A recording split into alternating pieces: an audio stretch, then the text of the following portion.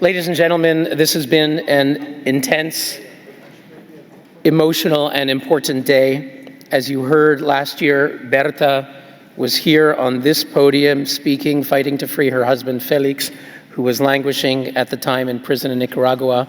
Now we see both of them together here with us, giving hope to other families of political prisoners and really to all of us. Likewise, 4 years ago, a student named Nina from Geneva's École Internationale was speaking here on this podium, and she was pointing to a chair, and she said, the empty chair on this panel is dedicated to Russian, this is 4 years ago, is dedicated to Russian human rights activist Anastasia Shevchenko, a single mother who has been under house arrest for over 2 months since January 23rd. Her only crime is being involved with a pro-democracy group that opposes the regime of Vladimir Putin. Today, she is free, and she was one of our speakers. These cases give us hope. Something we heard at the start this morning has stood with me throughout the day. Evgenia, who's the wife of Russian political prisoner Vladimir Kara-Murza, spoke about how children are smart. They learn not from what you say, but from what you do. They learn by example. Speaking of children, she said, quote, every time I see fear and sadness, speaking of her children, she said, every time I see fear and sadness, but also fury and defiance in their eyes, in the face of inhuman atrocities committed by the current Russian regime, I keep thinking, this is my kids' father leading them by example, teaching them to stand up for themselves and those they love, to face bullies with courage, to never give up without a fight, to be prepared to risk a lot to defend their principles, teaching them to stay true to themselves no matter what. It stood with me because all of our speakers that I've heard today, yesterday at the United Nations opening and today here, representing either themselves or their imprisoned family members in China, in Russia, in Iran, teach us by example. They are the extraordinary people who choose not to remain silent. Their actions speak louder than words. They are an example for all of us. In their testimonies, our speakers shared remarkable and inspiring stories to shine a light on human rights abuses, to build pressure for change. For them, I know it means a lot. For all of us, listening to their testimonies is necessary, but it is not sufficient. Our responsibility is to ensure that those who are oppressed, who've risked everything to speak out and tell the truth, from the prison cells of Moscow, Harare, or Tehran, our responsibility is to make sure they know they are not alone, to raise global awareness, to ensure this translates into change on the ground, including by release of political prisoners. So while we thank all of you for joining us at the 2023 Geneva Summit, our responsibility is to ensure that the fight for basic human rights is a constant year-round commitment. Let us not forget that in just 1 month, across the street, nations will assemble for the Human Rights Council. Our responsibility is to ensure that the appalling situations we've learned about here today are put squarely on the international agenda.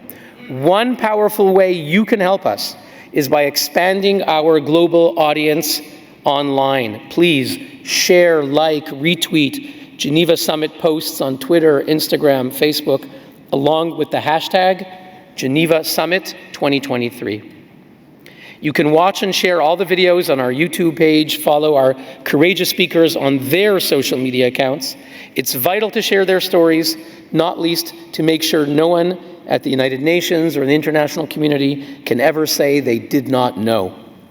I want to thank all of our incredible speakers who testified about human rights abuses, difficult experiences that they've had around the globe, including Afghanistan, China, Cote d'Ivoire, Cuba, Hong Kong, Iran, Nicaragua, North Korea, Russia, Tibet, Turkey, Ukraine, Venezuela, and Zimbabwe.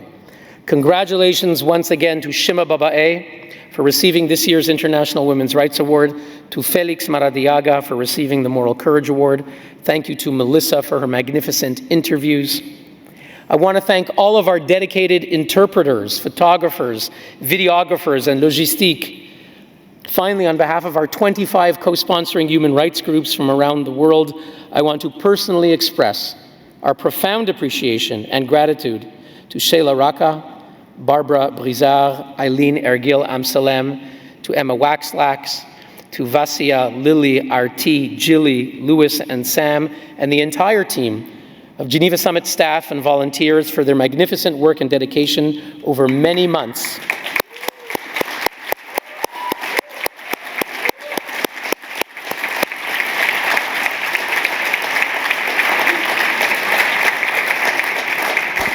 I want to especially thank our leader, Shayla, who gives her all, her meticulous preparations, her creativity, her innovation.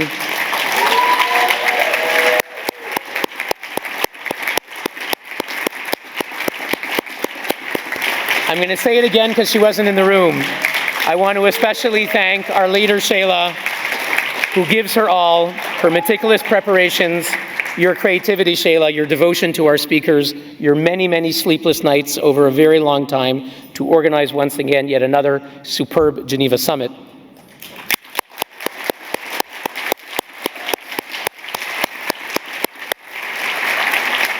With that, I thank all of you in our audience in this room and watching online for participating in the 15th Annual Geneva Summit for Human Rights and Democracy.